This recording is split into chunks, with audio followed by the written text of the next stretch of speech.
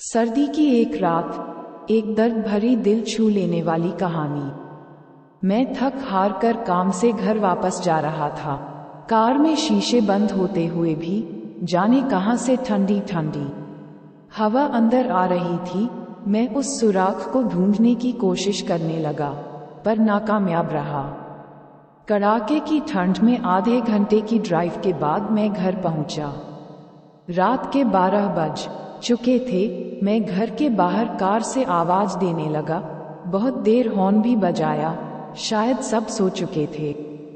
10 minute बाद खुद ही उतरकर गेट खोला। सर्द रात के सन्नाटे में मेरे जूतों की आवाज साफ सुनी जा सकती थी।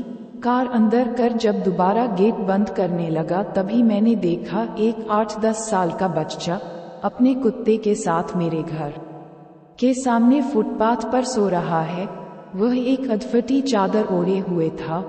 उसको देखकर मैंने उसकी ठंड महसूस करने की कोशिश की तो एकदम सकपका गया।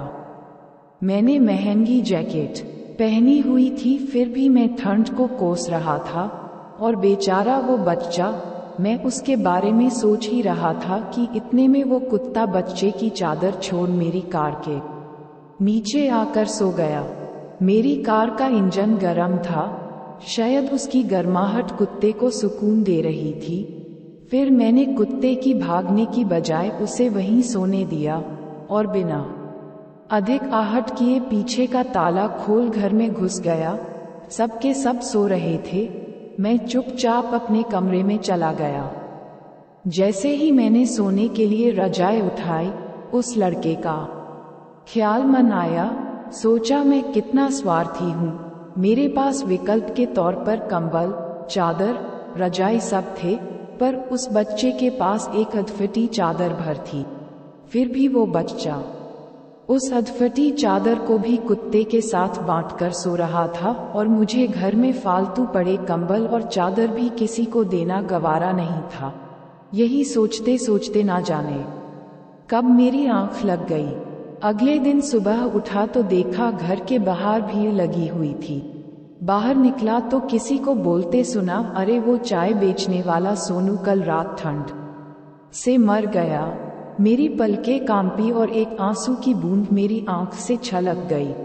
उस बच्चे की मौत से किसी को कोई फर्क नहीं पड़ा, बस वो कुत्ता अपने नन्हे दोस्त के बगल में गुमसुम बैठा था, मानो उसे उठाने की कोशिश कर रहा हो।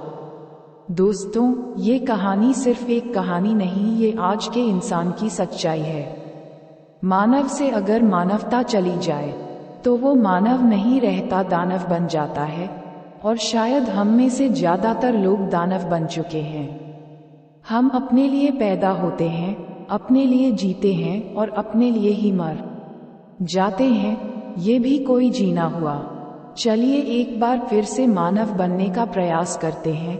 चलिए अपने घरों में बेकार पड़े कपड़े जरूरतमंदों के देते हैं। चलिए कुछ गरीबों को खाना खिलाते हैं।